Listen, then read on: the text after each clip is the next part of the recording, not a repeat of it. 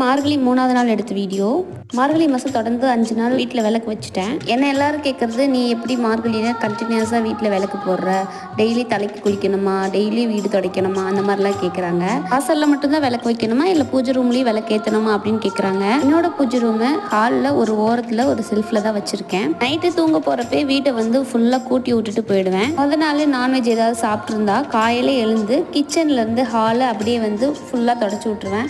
So bedroom எல்லாம் என்னால் துடைக்க முடியாது. சாமி இருக்கிற இடத்துல நல்லா கூட்டி தொடச்சி சுத்தமாக விளக்கேற்றினா சரி. என்னால் காலையில் வந்து பூஜை ரூமில் விளக்கேற்ற முடியல. அதனால் வீட்டுக்கு முன்னாடி மட்டும் கோலம் போட்டுட்டு இந்த மாடத்தில் மட்டும் 2 தீபம் வச்சுருவேன்.